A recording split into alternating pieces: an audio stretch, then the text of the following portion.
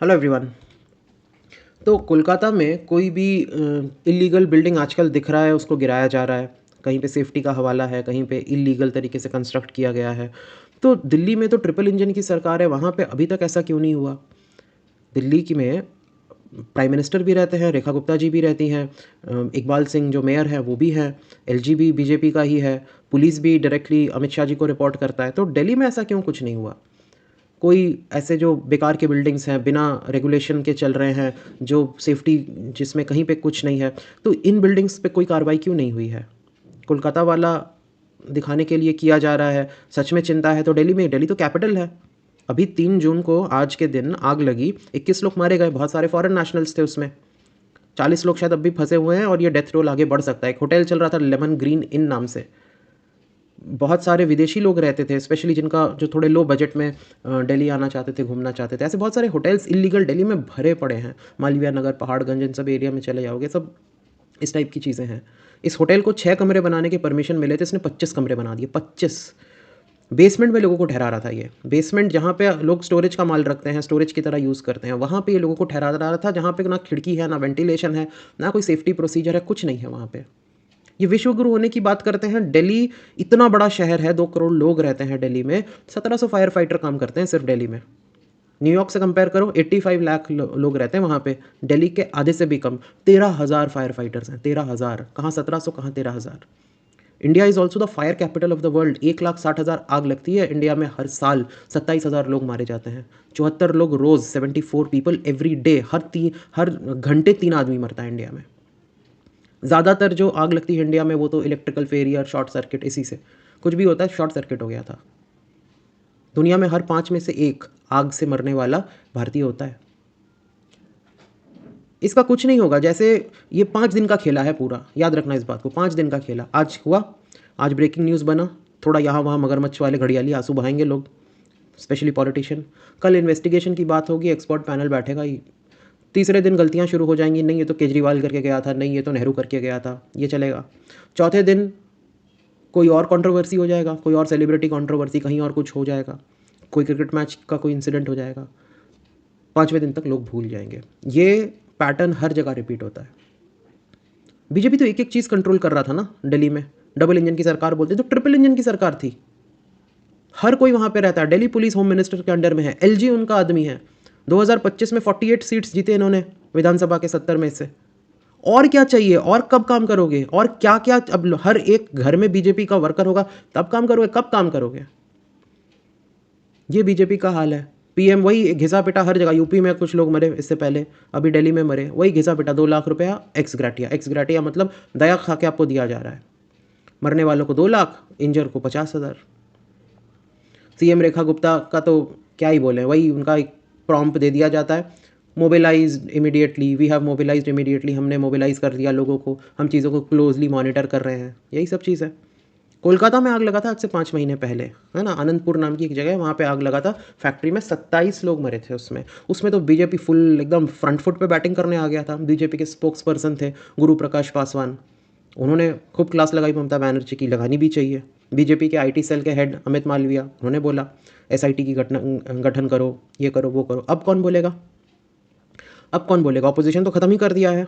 आज टीएमसी टूट रहा है बंगाल में, ठीक है, उनका जो होगा होगा, बट हु विल क्वेश्चन? जो भक्तजन हैं वो बोलते हैं एक बात कि हम फिर किसको वोट देंगे? राहुल गांधी को वोट देंगे? ममता बनर्जी मत दो, तुम अपने बाप को भी वोट मत दो अगर वो इलेक्शन में खड़ा हुआ तो।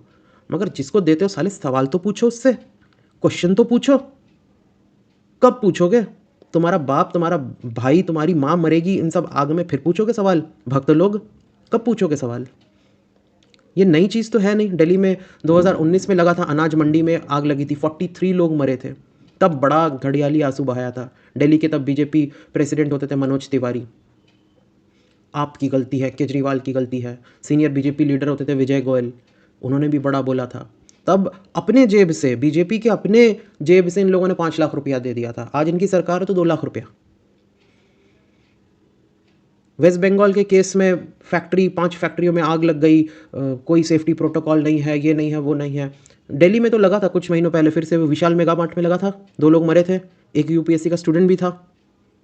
आप लोगों ने क्या किया? रेगुलर तो आग लगता रहता है। आप लोग करते क्या हो? कब करोगे? सवाल पूछने वाला कोई नहीं है। इस देश में। जो पूछेगा वो पाकिस्तानी, वो एंटी नेशनल, यही है।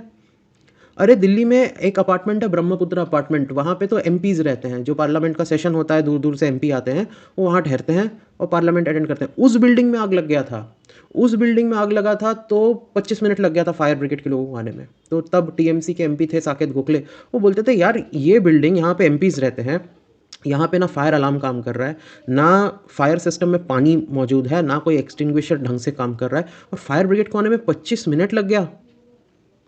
अभी इन लोगों ने, ये आज आग लगा, 7 दिन पहले इन्होंने एक रूल पास किया, Delhi fire service amendment rule 2025। उसमें उन्होंने कुछ प्रोविजंस बनाए हैं कि प्राइवेट ऑडिटर ऑडिटिंग करेगा, वो एनओसी देगा तो आगे जाएगा, 50,000 का जुर्माना होगा। 50,000 का जुर्माना, ये इलीगल तरीके से 25 रूम चला रहा है। अगर 2,000 भी भाड़ा होगा एक एक रूम का, तो 50,000 तो इसका दिन का गल्ला होगा। ये तो एक दिन का उसका कमाई है जो फाइन है। ये कोई रूल है? ये कैसा रूल है? सेम पैटर्न फॉलो हो रहा है। आग लगती है, फिर पता लगता है बिल्डिंग इलीगल है, कंस्ट्रक्शन, थोड़ा पब्लिक आउटरीच होता है, थोड़ा सा इन्वेस्टिगेशन होता है, एक कॉम्पनसेशन दे दिया जाता है और स्टोरी को भुला दिया जाता है। कोई जूनियर ऑफिसर को आप सस्पेंड कर दोगे, ट्रांसफ़र कर दोगे, जो मैनेजर कोई होगा, कोई बिल्डिंग जिसने बनाया कंस्ट्रक्शन वाला, उसको अरेस्ट कर लोगे, खत्म। मेन स्ट्रीम मीडिया का तो फुर्सत ही नहीं है, वो तो गवर्नमेंट को डिफेंड करने आ जाएगा। आज वो केस तो चल ही रहा है ना, अंजना ओम कश्यप वाला, 2 कौड़ी के टीचर, ये वो। तो ये हाल है इंडिया का। इंडिया में आग लगने से मौतें होती थी, ज़्यादातर मौतें रेसिडेंशियल एरिया में होता था, ठीक है। उसमें बहुत सारे आग लगने के कारण होते थे, उसमें डाउरी केसेस भी होते थे, बहुत सब कुछ होता था। अब कमर्शियल में बढ़ रहा है। क्यों बढ़ रहा है? क्योंकि रेसिडेंशियल एरिया में कमर्शियल चीज़ें खुल रही हैं। जो विशाल मेगामार्ट खुला था वो एक्चुअली में रेसिडेंशियल एरिया था, उसको कमर्शियली वो यूज़ कर रहे थे। आग लगी, लोग मरे, उसके बाद जाके उन्होंने अपना इलेक्ट्रिकल सप्लाई जो है वो रेसिडेंशियल से कमर्शियल करवाया था। ये हाल है। हर जगह करप्शन है।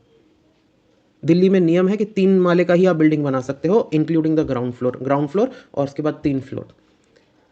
बेसमेंट आता है। इस रूल को किस तरीके से लोग इसको मिसयूज़ करते हैं। बेसमेंट में खोल लिया है कमरा लोगों को रहने के लिए।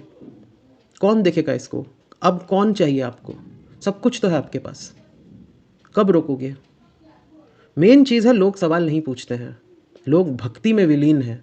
जब तक उनका एक हाथ पैर ना जल जाए ना, तब तक लोगों को सुकून नहीं है, और तब भी नहीं होगा। आई डोंट नो ये कैसा नशा है, कौन सी घुट्टी है कि लोग क्वेश्चन नहीं पूछते हैं। स्पेशली नॉर्थ इंडिया में क्वेश्चन नहीं पूछते हैं।